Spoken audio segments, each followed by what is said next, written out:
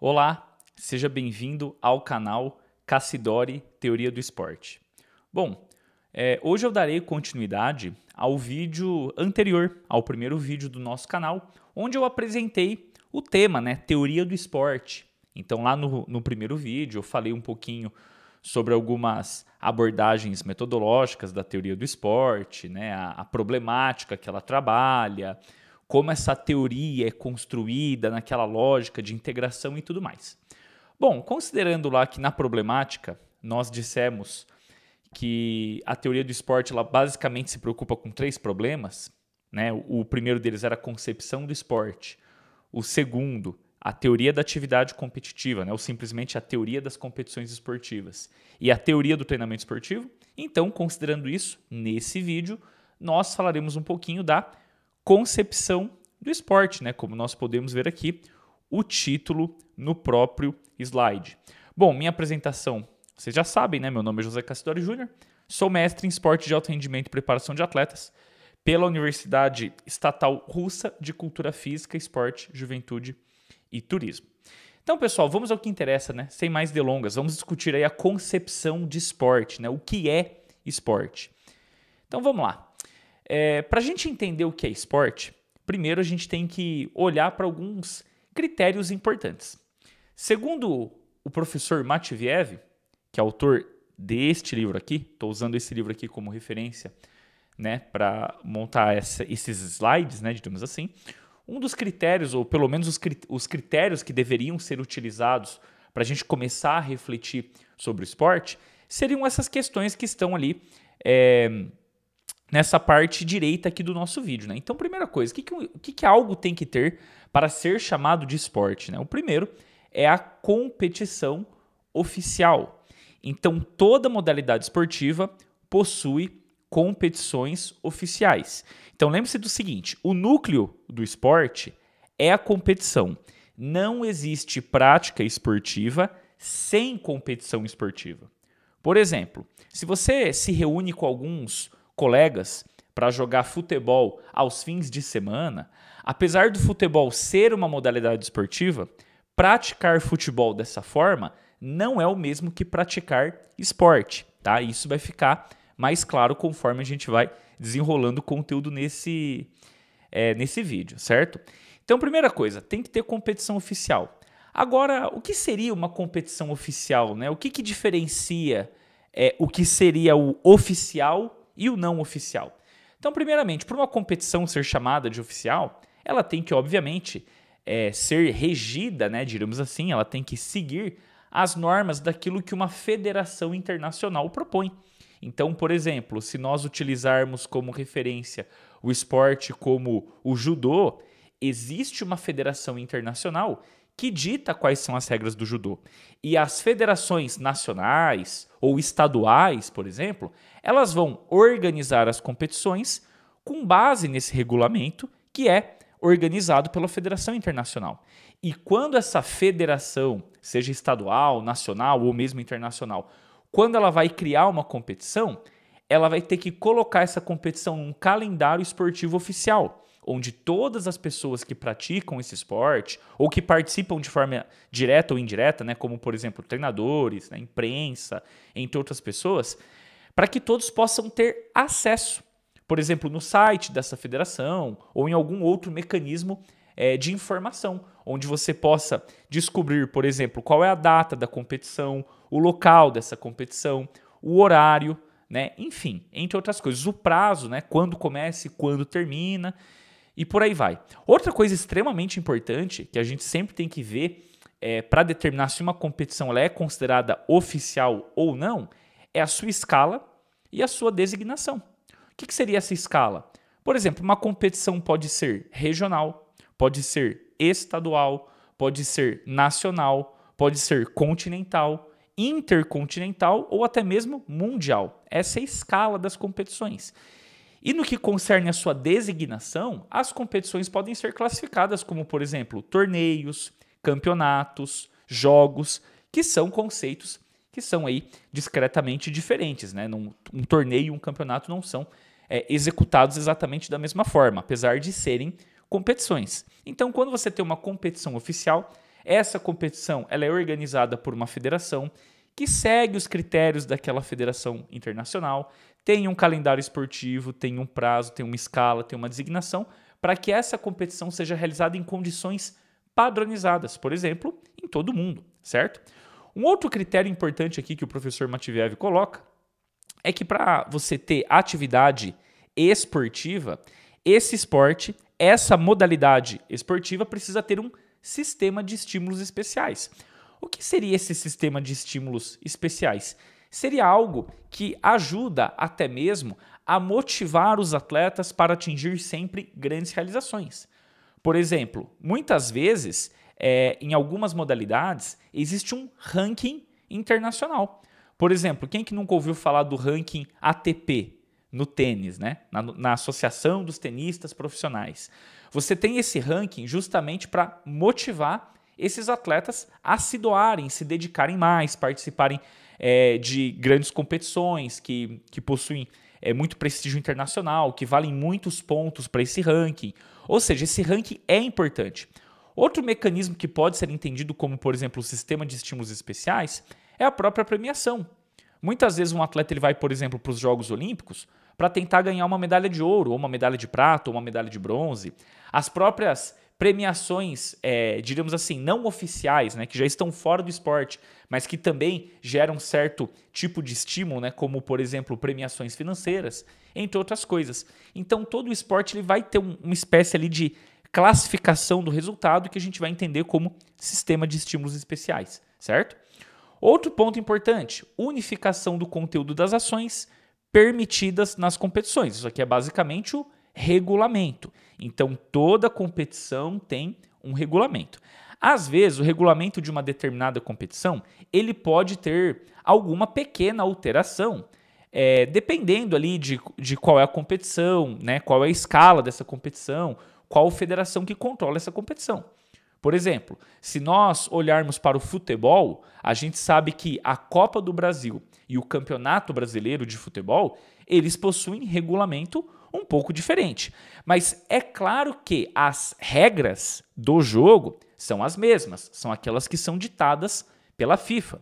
Por exemplo, a regra do impedimento, as medidas do campo, o tempo de um jogo. Porém, as particularidades, por exemplo, da disputa, se é um sistema de pontos corridos, se é um sistema ali de mata-mata, né, que tem playoffs e tudo mais, isso aí quem determina, muitas vezes, é aquela federação que está organizando aquela competição, certo? Outro fator importante ali, regulamentação de comportamento dos competidores. Basicamente, aqui estamos falando que toda modalidade esportiva deve seguir os valores que são propostos na Carta Olímpica. Então, se você quer chamar algo de esporte, essa modalidade deve respeitar os valores previstos na Carta Olímpica. E a gente percebe isso muito claramente.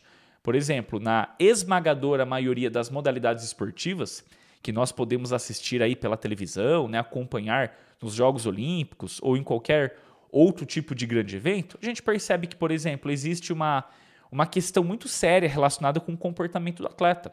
Por exemplo, se um atleta, num jogo de futebol, ele faz um gol, ele está jogando no campo do adversário, se esse atleta, por exemplo, ele ofende a torcida adversária, é muito provável que esse atleta tome uma punição. Se ele desrespeita o árbitro, ou até mesmo se o atleta ele briga com o próprio companheiro de equipe, dependendo ali do nível de agressividade, né, dessa questão do respeito, né, você não ter aquela lógica ali do fair play, talvez, você pode tomar uma advertência, mesmo brigando com um próprio colega da mesma equipe, né? Então, para você ter algo que se chama esporte, você com certeza tem que ter um conjunto de regras, não só para a modalidade esportiva em si, mas também um conjunto de regras que fala sobre o comportamento do atleta. Ou seja, o atleta, de certa maneira, ele deve mostrar um comportamento exemplar quando está em campo, na pista, na piscina, no tatame, enfim, né? E por fim, mas não menos importante, um sistema de reprodução das competições. O que a gente quer dizer com isso? Toda vez que você tem uma modalidade esportiva que é bem organizada, ela vai ter uma espécie de critério de classificação para acesso às competições. Então, eu vou trazer aqui novamente um exemplo. no futebol. Se você fundasse hoje um clube de futebol na sua cidade, como que você faria para participar dos campeonatos a partir dessa equipe? Provavelmente você ia se registrar na federação, certo? Tanto na federação de nível nacional quanto de nível estadual. E essa federação estadual, provavelmente ela colocaria a sua equipe para jogar na última divisão desse campeonato estadual. Geralmente é 2 ou 3 divisões do campeonato estadual. E aí, se você jogar esse campeonato e você ganhar, ou pelo menos ficar entre os 2 primeiros, você vai conseguir, por exemplo, o acesso para a primeira divisão daquele campeonato estadual. Ou seja, você já vai jogar na elite do seu estado. Agora, olha só que interessante. Se você ficar entre os melhores da elite do seu estado, você consegue o acesso, uma vaga para a Copa do Brasil. A Copa do Brasil já considera os melhores de cada estado, certo? E aí, se você for o melhor da Copa do Brasil, você ganharia uma vaga para a Libertadores, que já é um campeonato não somente nacional, mas também internacional, é continental, ele já considera vários países. Então, olha só, você começou no nível estadual, estando entre os melhores do campeonato estadual, você conseguiu acesso ao campeonato nacional. Sendo o melhor do campeonato nacional, você consegue acesso para o campeonato continental. Se você ganha a Libertadores, você joga o Mundial de Clubes, jogando contra os melhores de cada continente. Então percebam aqui que existe uma espécie de critério para selecionar quem são as pessoas que podem acessar aquela competição. O mesmo se aplica, por exemplo, aos Jogos Olímpicos. Você não pode simplesmente se inscrever nos Jogos Olímpicos. Olha, eu quero ir lá correr 100 metros rasos. Não, eu preciso garantir um índice que confirme, né, que seja ali uma prova que eu estou no nível para participar daquele campeonato. Inclusive, pessoal, esse sistema de reprodução das competições é um dos critérios mais sérios para a gente discutir essa questão da formalidade do esporte. Por exemplo, eu costumo dizer que existem esportes que já estão plenamente desenvolvidos, que geralmente são aqueles que já estão no programa olímpico, e existem alguns esportes que eles ainda estão em desenvolvimento. Quer dizer que não seja esporte? Não, não quer dizer que não seja esporte. Mas eu diria assim, que se a gente tivesse uma classificação de desenvolvimento de esporte de nota 1 a 5, eu poderia dizer que algumas modalidades elas ainda não estão no nível 5. Por exemplo, o MMA. Quando a gente assiste o MMA, o que a gente percebe? Que geralmente quem organiza o campeonato são empresas. Por exemplo, o UFC. O UFC é uma empresa que organiza um campeonato, certo? O UFC ele coloca os atletas que ele resolve contratar. Então, o que acontece? O UFC ele acaba tendo, de certa forma, nessa questão do sistema de reprodução das competições, muito mais um caráter de show do que um caráter esportivo. Por exemplo, quando um atleta é campeão do UFC e alguém declara que esse atleta é campeão mundial, como eu posso ter certeza se esse atleta realmente é campeão mundial? Porque, veja bem, o que significa ser campeão mundial? Ser campeão mundial quer dizer que você foi o campeão do mundo. No mundo inteiro, pessoas participaram daquela modalidade esportiva e você foi o melhor de todos naquele sistema de reprodução de competições. Lembra lá que eu citei? Você pega lá o time que foi campeão mundial de futebol, né? No caso ali, no Mundial de Clubes. Ele passou por todas as etapas. Ele jogou contra os melhores do estado, jogou contra os melhores do país, jogou contra os melhores do continente, para depois jogar contra os melhores de cada um dos continentes que também passaram pelo respectivo processo. Ou seja, é toda uma eliminatória para você encontrar de fato os melhores. Da mesma forma, na Olimpíada, para você conseguir lá correr os 100 metros rasos, você tem que ter o índice olímpico, ou seja, você já está entre os melhores para poder participar dessa competição. Agora, se eu escolher isso a dedo, né, sem ter algum tipo de evento esportivo que dê a oportunidade de todos os atletas que participam daquela modalidade, por exemplo, MMA, se eu não dou essa oportunidade, como que eu posso saber que hoje o melhor lutador do mundo é americano e não necessariamente um atleta da Moldávia? Como que eu sei? Não dá para saber, porque se aquele atleta da Moldávia ele não passou por uma competição que segue exatamente as mesmas regras, daquelas que são observadas nesse evento chamado UFC, e que essa competição tenha sido realizada em todos os lugares do mundo, né? Ou pelo menos todos os lugares que despertam interesse em participar, como que eu vou saber que de fato aquele atleta é o melhor? Não tem como eu saber. Por isso que eu costumo dizer que existem modalidades que estão mais bem desenvolvidas e outras menos desenvolvidas. Outro exemplo muito comum da nossa prática, o próprio CrossFit. A gente sabe que o CrossFit, ele é, na verdade, uma empresa também, né? Então, você não tem ainda uma federação para essa modalidade esportiva. Assim, às vezes já existe até essa discussão sobre uma federação, né, de esportes voltados ao condicionamento e ao fitness, porém ainda a gente não tem essa padronização, por exemplo, de regras. Então, por exemplo, quando um atleta de cross ele vai treinar para uma competição, muitas vezes o atleta ele nem sabe o que ele vai ter na competição, porque muitas vezes o WOD ali que ele vai executar é uma surpresa, né? Então ele nem sabe como se preparar para essa competição, justamente porque ele não conhece as regras dessa competição. E muitas vezes quem determina, por exemplo, os elementos técnicos daquela competição é uma pessoa qualquer que organizou aquele evento. Por exemplo, dono de uma empresa ou coisa do tipo. Então isso complica um pouco essa padronização para você ter critérios de justiça e igualdade para escolher quem é de fato o melhor atleta, certo? Mas isso quer dizer que CrossFit não seja esporte ou que MMA não seja esporte? É claro que não. Diríamos que são esportes em desenvolvimento. São esportes novos que ainda vão atingir esse nível conforme o tempo passa.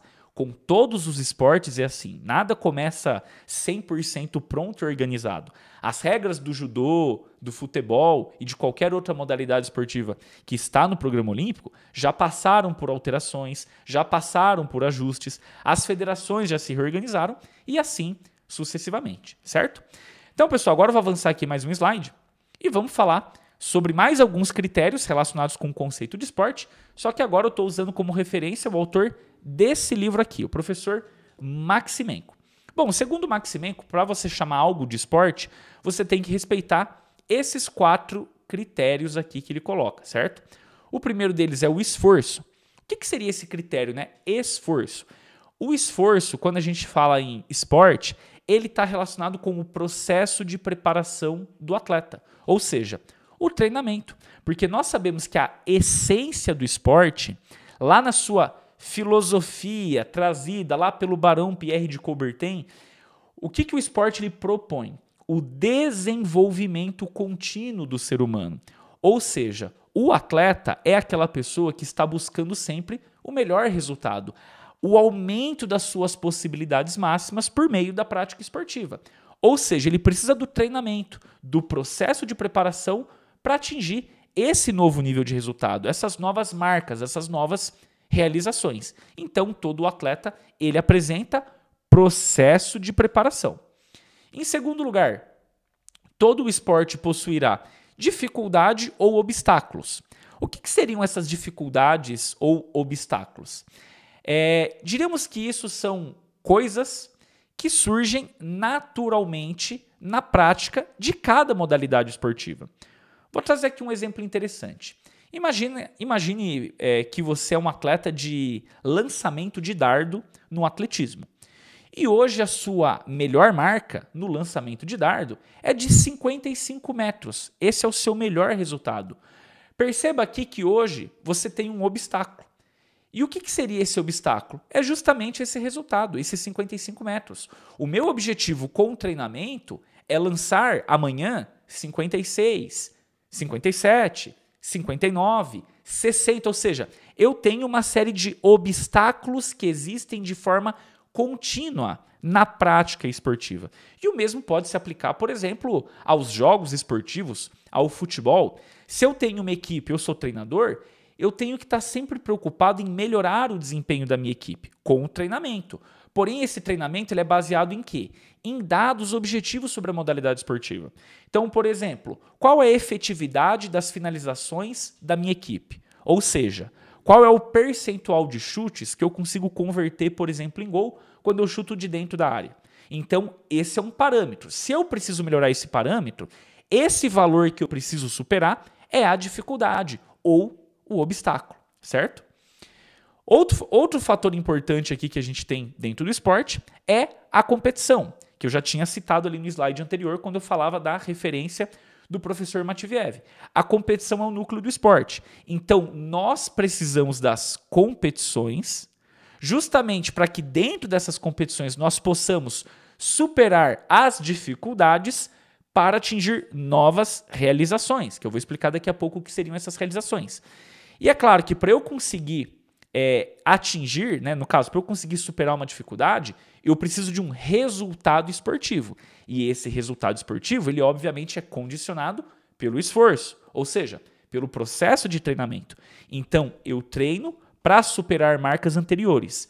Porém, essas marcas elas só podem ser registradas em competições. De nada adianta, por exemplo, eu medir o resultado no treino, certo? Até porque no treino nós nem podemos chamar isso de resultado, porque afinal de contas, no treino não há a competição propriamente dita. Para haver uma competição, a gente precisa de todos aqueles critérios que nós citamos lá no slide anterior, certo? Então você vai enfrentar uma outra equipe, uma competição oficial, organizada por uma federação, que está no calendário, que tem prazo, certo? Que tem todo aquele conjunto ali de informações que nós citamos, certo? E por fim, a realização, que muitos também chamam de rendimento esportivo. O que seria a realização, pessoal? A realização é a superação das melhores marcas. Lembra que eu expliquei que o objetivo, um dos objetivos do esporte, é o autoaperfeiçoamento contínuo do ser humano.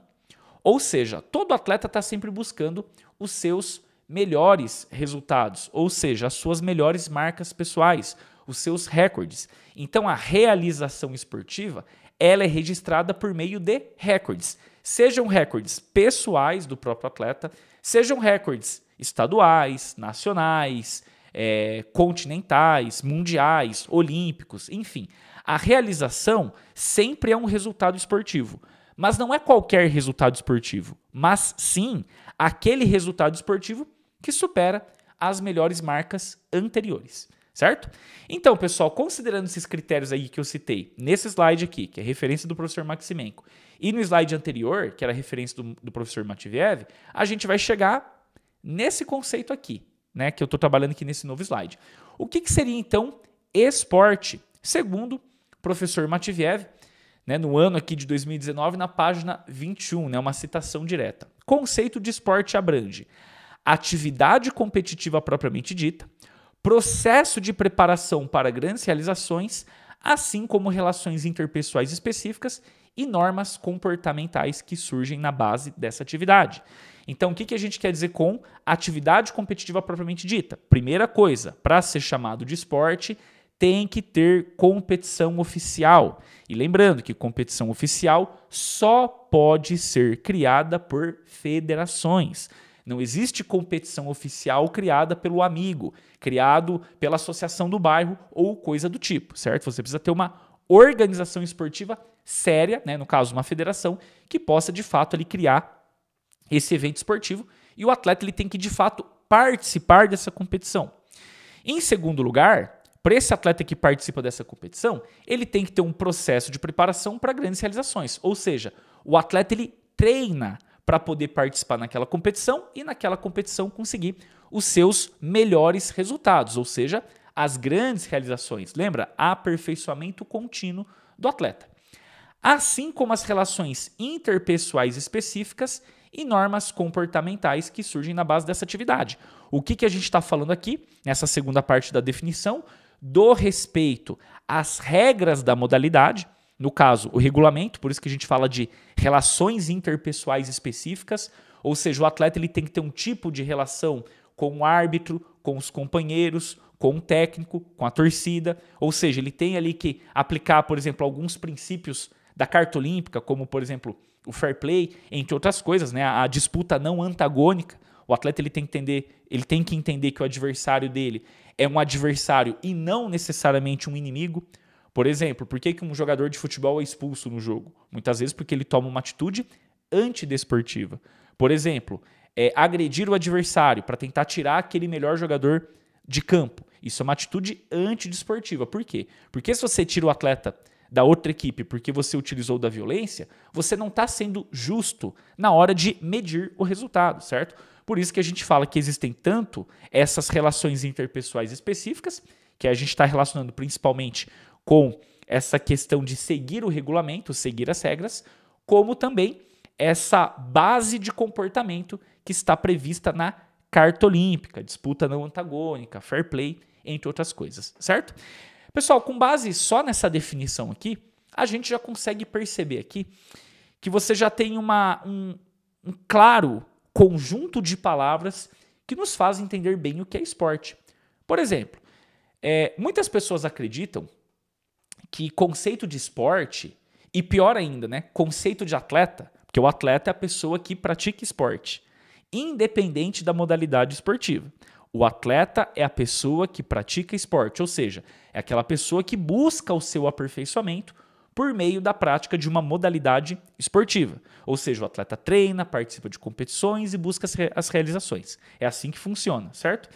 Independente dessa modalidade ter uma maior exigência ou uma menor exigência de capacidades físicas. Existem atletas que têm um preparo físico muito elevado e existem atletas que não têm um preparo físico tão elevado, porque às vezes a modalidade não exige tanto preparo físico. Agora, a definição de atleta não tem nada a ver com, por exemplo, particularidades do corpo, do organismo e condicionamento físico, como alguns pensam. Então, olha só que interessante. Balé, veja bem, não é esporte. E ginástica rítmica é esporte. Olha só que comparação interessante. Quando nós olhamos para os elementos técnicos do balé, que é uma dança, que está muito mais perto da definição de arte do que de esporte, e a gente compara esses elementos técnicos com atletas de ginástica rítmica, né, no caso ali que é um esporte feminino, nós percebemos que esses atletas têm um nível de condicionamento físico muito parecido. Bailarinos e atletas de ginástica rítmica são extremamente flexíveis, têm elevado nível de coordenação motora, executam movimentos que têm ali um caráter bem artístico, com elevada complexidade coordenativa, com elevada dificuldade, com elevada originalidade, artisticidade. Percebam que são tipos de atividade motora extremamente parecidas. Porém, um bailarino, apesar de seu elevado nível de condicionamento físico, apesar de um bailarino ter um bom salto vertical e uma boa flexibilidade, isso não faz dele um atleta, porque a definição de atleta está relacionado com prática esportiva e não com nível de condicionamento físico. Balé não é esporte. Por quê? Porque não existe competição oficial de balé. Caso exista competição de balé, primeiro, não é oficial, porque não há uma federação. Ou seja, o balé está muito mais relacionado com a arte, com a apresentação, do que com a identificação do melhor. Ninguém chega em uma peça teatral para chegar e falar o seguinte, olha, aquele bailarino é o melhor, aquele ali é o segundo melhor e aquele ali é o terceiro. Vamos dar uma medalha de ouro, de prata e de bronze. Ninguém tem esse pensamento quando vai assistir uma peça, né, uma apresentação de balé. Diferente da ginástica rítmica, que apesar de até mesmo ser parecida com o balé pela natureza dos seus movimentos, né, ela não tem nada a ver no que concerne aos objetivos finais. O balé e a ginástica artística são coisas distintas. O mesmo se aplica, por exemplo, à musculação e ao fisiculturismo. A musculação ela pode ter até mesmo o objetivo de gerar hipertrofia.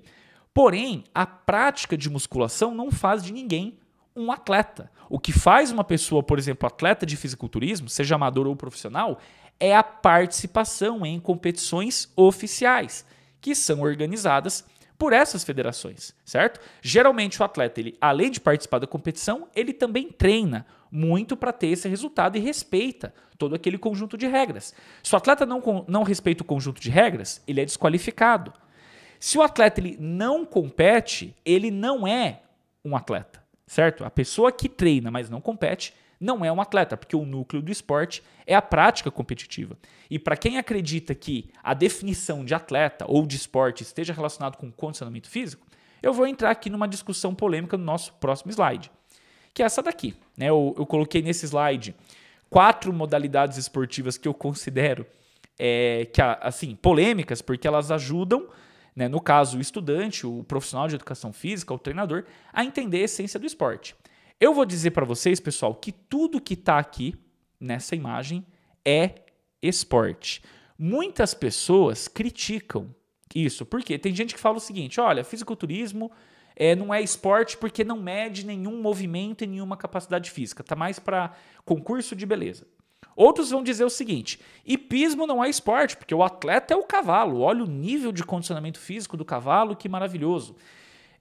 Automobilismo também não é esporte, porque o cara só tem que guiar uma moto, ou seja, ele não é medida a performance física dele.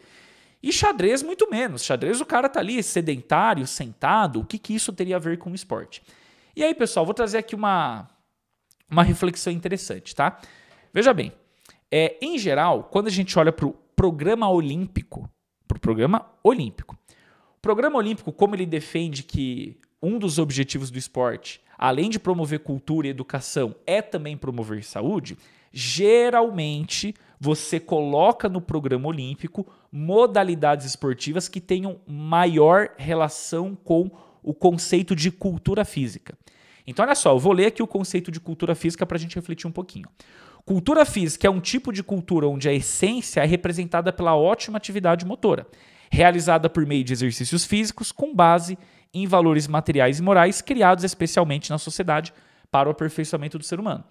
Então, quando a gente olha para o programa olímpico, geralmente nós temos, na maioria das modalidades, esportes que de fato exigem um pouco ali de condicionamento do indivíduo, ou muito condicionamento do indivíduo, certo? Porém, isso não quer dizer que a definição de esporte esteja relacionada a isso. Por exemplo, o xadrez é uma modalidade que possui uma federação internacional. Você pode entrar aí no site da Federação Brasileira de Xadrez e você vai chegar lá e você vai ver que existe um calendário esportivo, você tem que se federar. Para você jogar xadrez em alto nível, você tem que treinar não para ter hipertrofia nos músculos, mas você tem que treinar certos componentes do preparo que tem a ver com o desempenho no xadrez. Quando você chega numa competição de xadrez, você vai ter que respeitar as relações interpessoais específicas. Se você ficar nervoso porque você está perdendo o jogo, você não pode dar um tapa na mesa e jogar as peças para frente. Você vai ser desqualificado na hora. Certo? Você tem que respeitar os princípios e valores da Carta Olímpica. Então, olha só que interessante. O xadrez, ele está perfeitamente encaixado na definição de esporte. E se a gente olhar para o condicionamento físico de um jogador de xadrez e para um bailarino tem muito mais condicionamento físico do que um jogador de xadrez.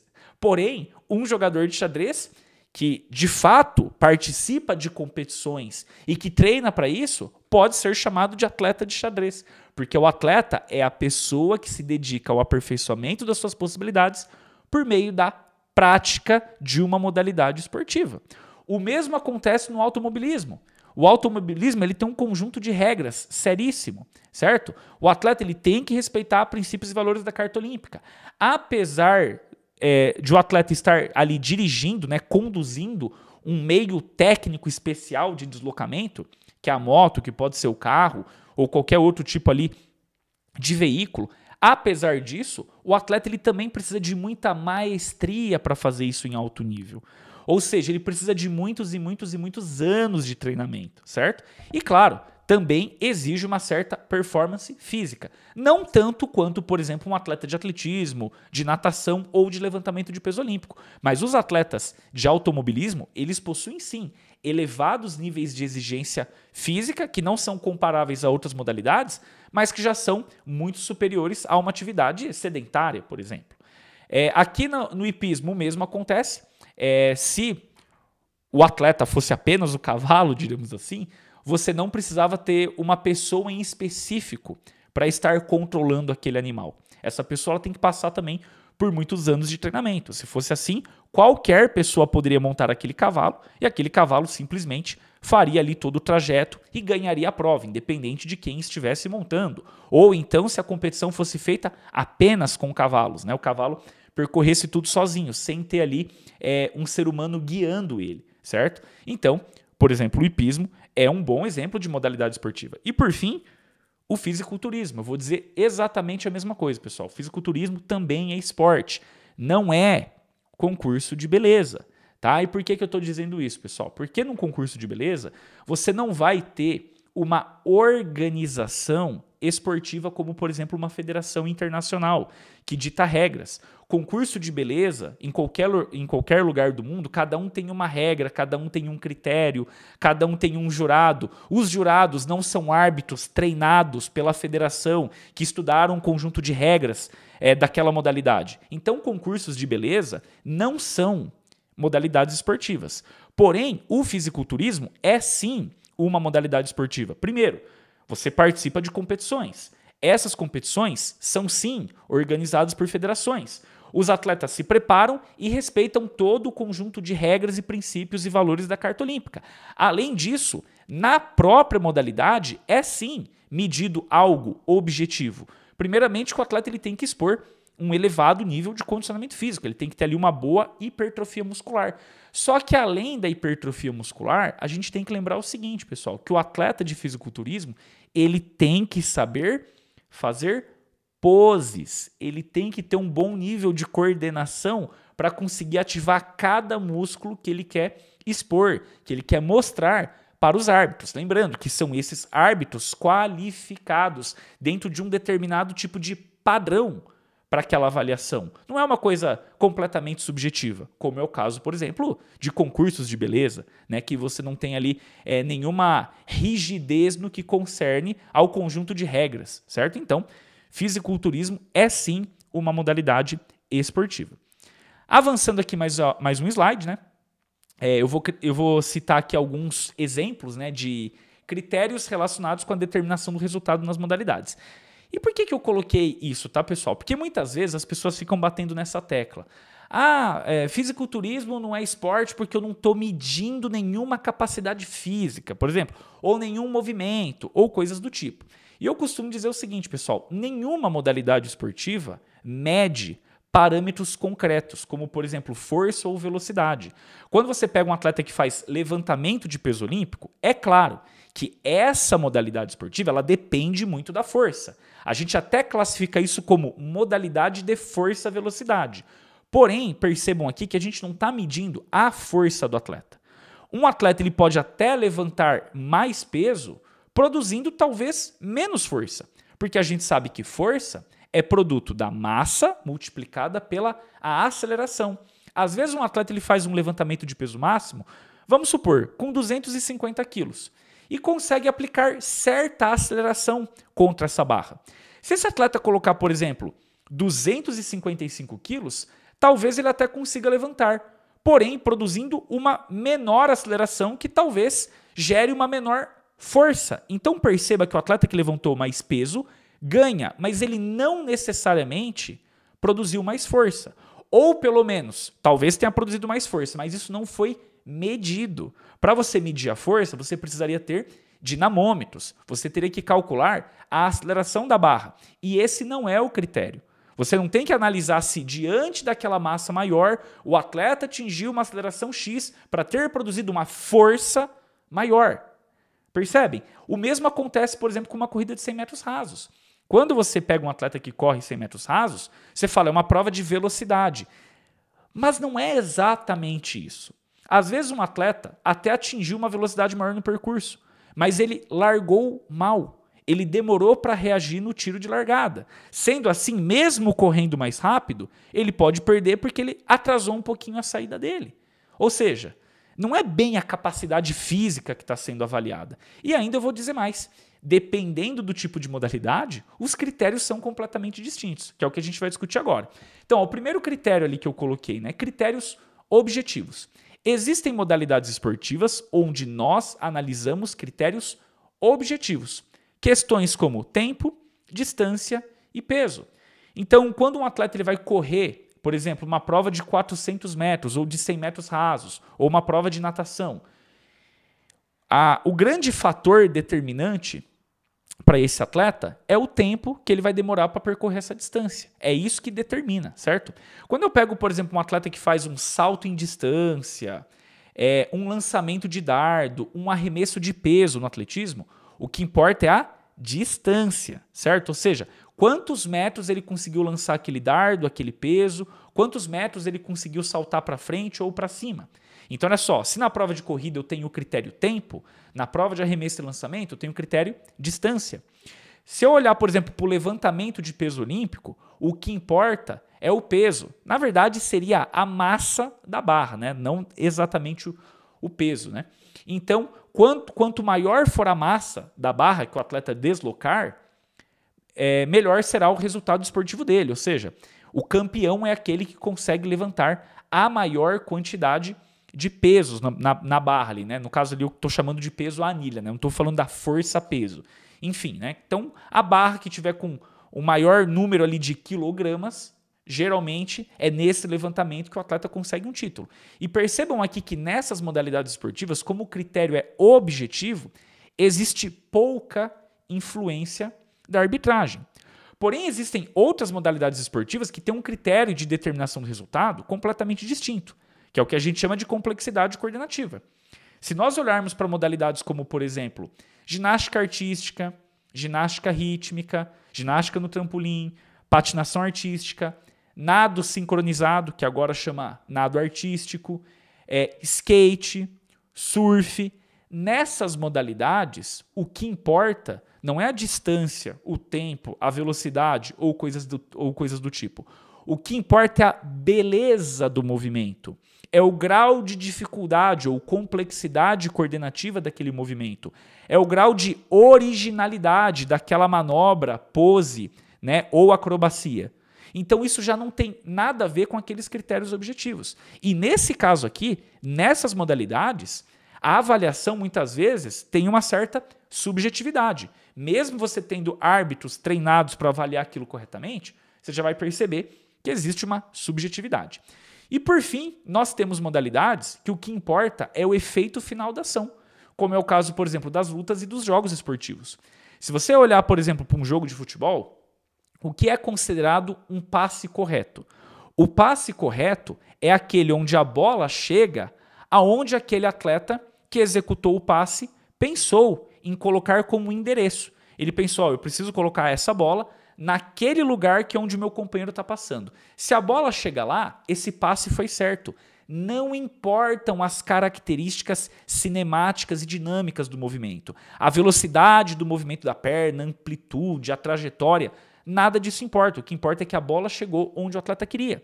Por exemplo, no futebol, um gol de bicicleta ou um gol de canela, eles têm exatamente o mesmo valor, porque o que importa é o que foi gol, é o efeito final da ação. O passe está certo porque a bola chegou onde deveria chegar. O gol vale 1 ponto, porque a bola chegou na rede, que é o efeito final da ação. Ah, mas o gol de bicicleta é muito mais bonito, deveria valer 2. Pois é, mas não vale, porque nós não estamos discutindo uma modalidade de coordenação complexa, que tem outro critério de avaliação do resultado. Então tem modalidade que a gente vê critério objetivo, né, como eu citei, tempo, distância e peso. Tem modalidade que a gente olha para a estrutura do movimento, para ver qual atleta faz o mais belo movimento, ou o movimento mais difícil, ou a pose mais bela também, né, como é o caso do próprio fisiculturismo, que a gente já citou. E você tem modalidades que o que importa é o efeito da ação. Nas lutas é a mesma coisa.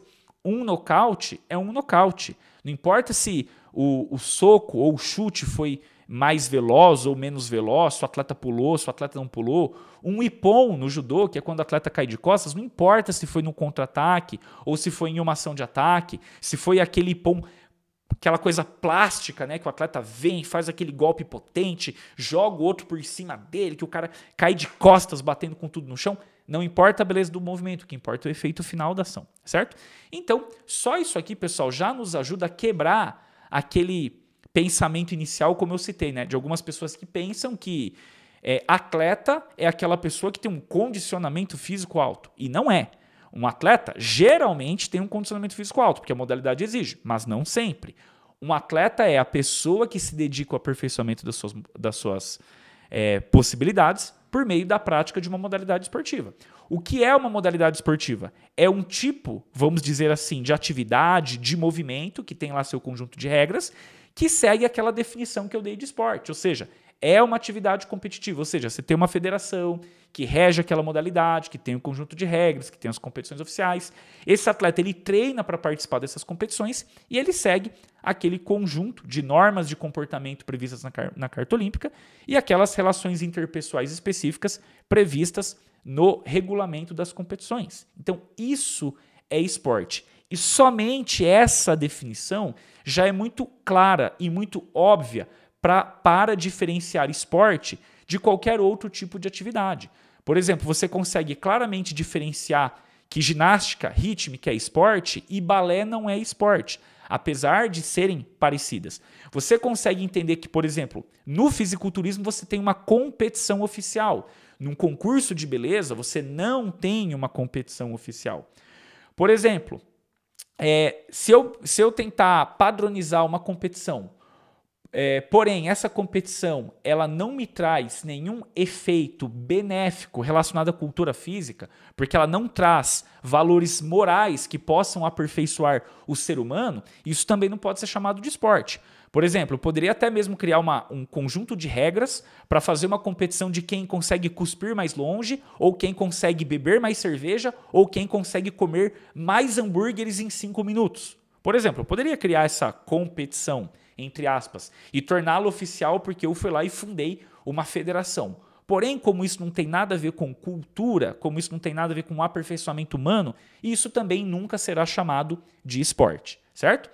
E para finalizar, aqui esse nosso vídeo de hoje, né, um pouquinho mais estendido, um pouquinho mais alongado, vamos trazer agora um pouquinho da abordagem taxonômica aplicada à concepção de esporte. Então lembra lá que no vídeo 1 eu expliquei que dentro da teoria do esporte você tinha 3 problemas: concepção de esporte, teoria das competições esportivas ou da atividade competitiva e teoria do treinamento esportivo.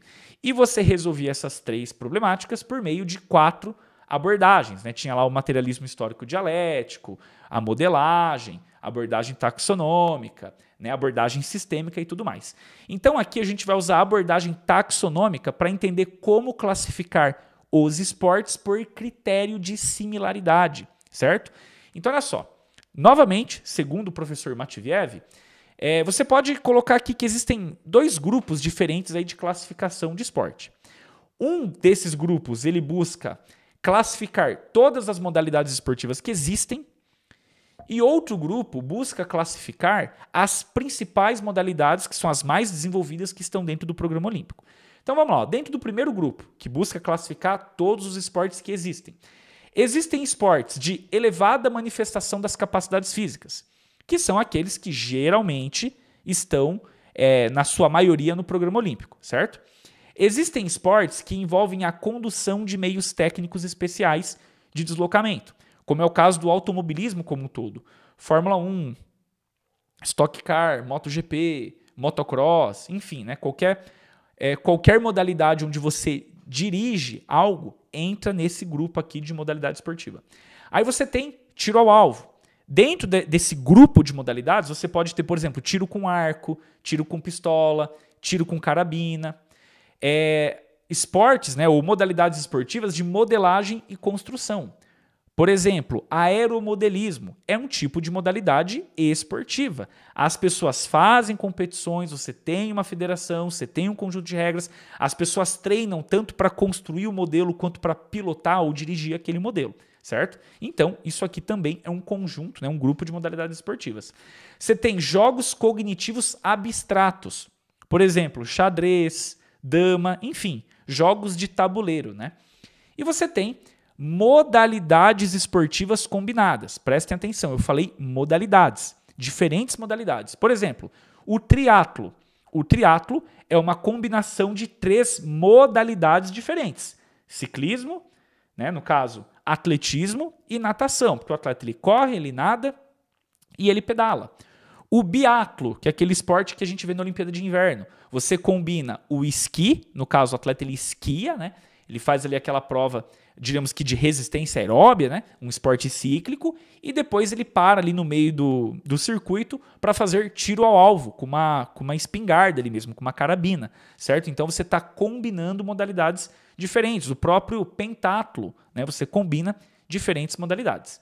Agora olha só que interessante. Dentro dessa primeira classificação, se olhar para aquele primeiro grupo, que se chama modalidades de elevada manifestação das capacidades físicas, dentro desse grupo aqui está a grande maioria das modalidades que estão no programa olímpico. Então, dentro desse primeiro grupo, nós vamos para a segunda classificação.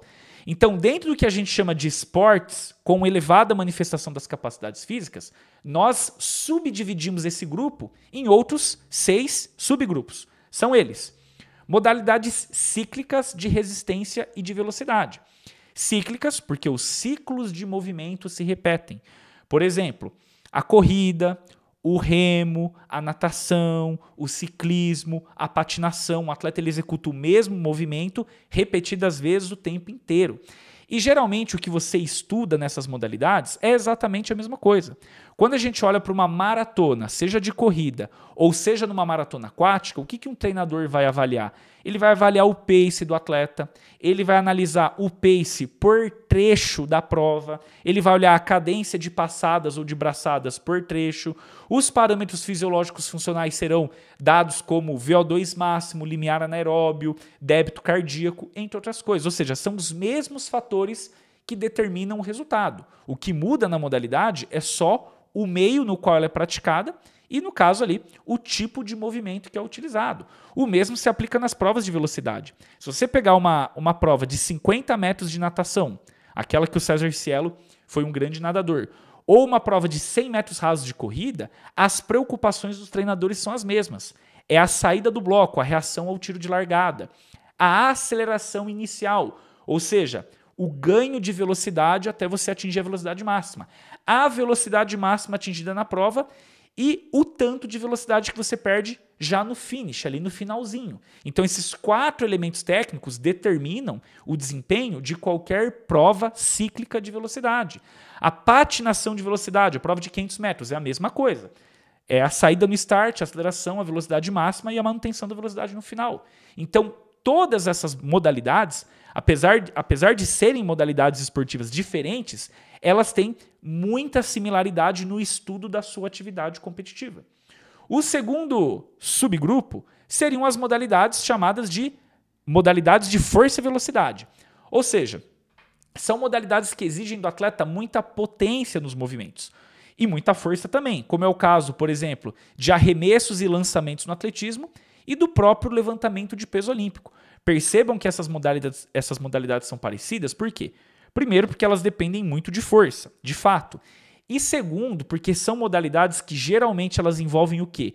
Um número X de tentativas para você tentar escolher a sua melhor marca. No levantamento de peso, por exemplo, o atleta ele vai fazer 3 vezes o arranque e 3 vezes o arremesso. Vale o melhor arranque, vale o melhor arremesso. No powerlift, a mesma coisa. O atleta ele vai fazer as pedidas lá para agachamento, para levantamento terra e para supino. Vai valer as melhores marcas. Quando o atleta ele vai fazer salto em distância, ou arremesso de peso, ou lançamento de dardo, ele tem algumas tentativas. E o que vai valer é a melhor dessas tentativas. Geralmente varia de 3 a 6 tentativas em todas essas modalidades. Então, percebam aqui que elas têm um critério de semelhança muito grande, certo? Modalidades de coordenação complexa, como o próprio nome já diz, são aquelas modalidades onde você avalia a dificuldade dos movimentos, né? Que tem aquele critério de dificuldade coordenativa, de originalidade, de artisticidade, às vezes. Então, ginástica artística, ginástica rítmica, ginástica no trampolim, saltos ornamentais, nado sincronizado, patinação artística, entre outras. Ou seja, são modalidades onde você busca a maior dificuldade de execução de um determinado movimento, certo? Geralmente, nas modalidades de coordenação complexa, você tem um critério subjetivo e você tem apresentações, certo? Jogos esportivos. O que são jogos esportivos, pessoal? E aqui é muito importante a gente lembrar, não confunda jogo esportivo com esporte individual e esporte coletivo, que eu costumo dizer que é um erro muito comum na classificação. Pessoas que classificam esportes como coletivos ou individuais são pessoas que claramente não têm entendimento de abordagem taxonômica e que não entendem, obviamente, de esporte. Por exemplo, como é que eu posso acreditar que existe uma semelhança no tênis, no caso ali na prática individual, com uma maratona ou com uma corrida de 100 metros rasos? Não há similaridade nenhuma nesses esportes. As exigências são completamente diferentes. Não posso colocar eles tudo num grupo só. E mesmo quando eu falo isso, esporte individual e esporte coletivo, eu também faço várias confusões. Por exemplo, a natação é individual. Mas e quando temos provas de revezamento? O esporte ele continua individual ou é coletivo? O mesmo se aplica ao tênis. O tênis é individual, mas e quando a gente joga em dupla? Ele se torna um esporte coletivo. Então ele é um ou ele é o outro? Ou ele é os dois? E se ele é os dois, ele não é nada, porque eu não consigo diferenciar o que é uma modalidade e o que é outra modalidade, certo? Então, vamos direto para o entendimento de jogos esportivos ou desportivos, né? O que seria então jogo? A definição de jogo é quando você tem uma liberdade de escolha da decisão, das ações que você quer executar dentro das regras. Por exemplo, quando a gente pega um jogo de xadrez, o atleta ele pode movimentar a peça que ele quiser, colocando a tática que ele quiser. Por isso é um jogo, só que ali é um jogo cognitivo abstrato, é um jogo de tabuleiro. Quando a gente vem para os jogos esportivos, por exemplo, futebol, basquete, handebol, hóquei no gelo, tênis de campo, tênis de mesa, curling na Olimpíada de Inverno, o que acontece? Qual que é a particularidade do jogo? O jogo, o atleta ele tem livre tomada de decisão, livre iniciativa. Um atleta ele pode escolher se ele vai tocar, se ele vai driblar, se ele vai chutar, se ele vai voltar para trás, se ele vai correr para frente. Ele é livre na tomada de decisão, obviamente não violando as regras da competição. Agora, quando a gente pega, por exemplo, uma maratona, um atleta não pode chegar assim no meio da prova e falar, pô, vou pegar um atalho aqui. Não existe isso acontecer. Ou então, numa prova de natação, o atleta está andando costas, de repente ele vira, não, vou nadar crawl porque é mais rápido. Ele não pode fazer isso, ele não tem essa liberdade de escolha. Os movimentos já são pré-determinados, certo? Mesmo se aplica ao levantamento de peso olímpico, ao salto no atletismo, você não tem essa escolha. Já num futebol da vida, você pode fazer quase que o que você quiser. Desde que você não encoste a bola na mão, você pode ali colocar um repertório enorme de movimentos diferentes e que você não precisa de nenhuma ordem lógica para você poder aplicar esse movimento. Por isso é um jogo. Então, jogos esportivos é onde você tem liberdade de tomada de decisão e sempre o objetivo é você colocar o implemento esportivo dentro de uma determinada área. Por exemplo, no futebol, no handebol, no futsal e no hóquei, você busca fazer aquilo que a gente chama de gol. Você coloca a bola dentro daquela baliza, certo? Quando você pega uma modalidade igual o curling, ou igual o voleibol, ou igual o curling, igual o voleibol, esse é um bom exemplo. Você vai colocar a bola ou aquela pedra que é utilizada no curling em uma determinada área no chão. Por exemplo, no voleibol, você tem uma área demarcada onde você pode pontuar. Se você bater para fora, não é ponto, certo? No hóquei no gelo, você faz o gol também, mas você usa o puck, aquele disco, né? Então você está sempre colocando um implemento em algum alvo. No tênis de campo, mesma coisa, você tem que botar a bola numa determinada área. No tênis de mesa, também. No basquete, você tem que colocar a bola na cesta. Então sempre o objetivo nos jogos esportivos é pontuar dentro daquele conjunto de regras, tendo total liberdade de escolha na tomada de decisão. O jogo ele pode ser individual ou ele pode ser coletivo, mas não muda o fato de ser um jogo, onde o peso da tática é fundamental na determinação do resultado, certo? Aí temos as lutas. As lutas elas têm até uma grande semelhança com os jogos esportivos. Aqui também existe contato direto, a tática tem peso fundamental, o atleta ele tem liberdade de escolha na tomada de decisão. Porém, o que diferencia luta e jogo? Sempre nas lutas, ao contrário dos jogos, que o objetivo é você direcionar a bola ou o implemento esportivo em uma área específica, nas lutas o seu objetivo é sempre atingir o adversário, seja finalizando, seja derrubando ou seja golpeando, né? Que são os tipos de luta que existem, né? Lutas de trocação, né? Essas lutas de projeção que envolvem quedas e lutas de finalização. E aí você pode dar vários exemplos, né? Você tem boxe, judô, taekwondo, luta olímpica, esgrima. Esgrima também é luta, né? Claro que ali você está usando uma espada, mas não muda o fato de ser uma luta. Seu objetivo continua sendo atingir o adversário, certo? E por fim, combinação de disciplinas e provas. Então percebam aqui, pessoal, que esse último grupo ele se diferencia daquele outro grupo lá da primeira classificação. Lá na primeira classificação eu falei de combinação de modalidades. Lembra o exemplo do triatlo? O triatlo ele pega a corrida que pertence ao atletismo, a natação e o ciclismo. São 3 modalidades diferentes. Agora, existe combinação de disciplinas dentro de uma mesma modalidade. Por exemplo, no atletismo existe o decatlo, certo? Dentro da ginástica artística existe um modelo de competição onde o atleta ele passa por todos os aparelhos, independente daquele aparelho ser a especialidade dele ou não, certo? Então, quando a gente olha aqui para a classificação dos esportes, eu gosto muito dessa classificação do professor Matviev porque ela consegue, diríamos que, abranger praticamente todas as modalidades esportivas que existem. Talvez, aí, considerando que o professor Matviev morreu no início dos anos 2000, em 2006, para ser mais específico, eu diria que talvez nós pudéssemos adicionar aqui nessa primeira classificação aqui, nesse primeiro conjunto de grupos de modalidades esportivas, talvez os esportes eletrônicos, né? Esportes aí relacionados com jogos, né? Principalmente de videogame, de computador, entre outras coisas, que também é esporte. Tem federação, tem conjunto de regras, tem processo de preparação, tem esforço, obstáculo, realização, competição, tem tudo para atender o critério para ser chamado de esporte, certo? E lembrando, tá, pessoal? Claro que a gente costuma assim, tratar como termos intercambiáveis ou sinônimos esporte e modalidade esportiva. Então a gente fala que o futebol é um esporte, o basquete é outro esporte e tudo mais.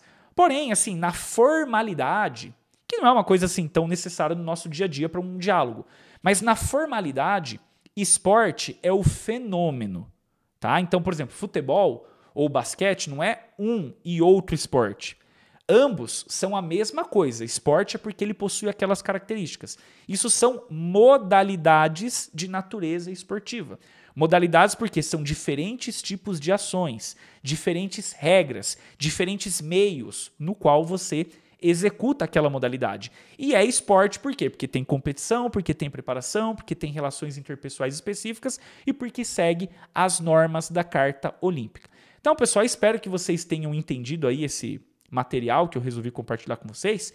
E para finalizar aqui, eu quero mostrar para vocês aqui um material de apoio, porque afinal de contas aqui eu falei bastante de esporte, mas esse assunto ele pode ser muito mais aprofundado. A gente falou aqui só um pouquinho. Então aqui tem o meu livro, né, na área de treinamento esportivo, da editora Intersaberes.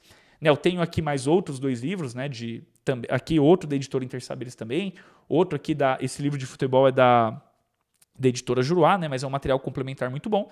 E eu tenho aqui, pessoal, os meus cursos na plataforma Hotmart. Então, eu tenho um curso de Biologia do Esporte, eu tenho um curso sobre o treinamento das capacidades físicas, um curso sobre técnica e tática e um curso sobre periodização.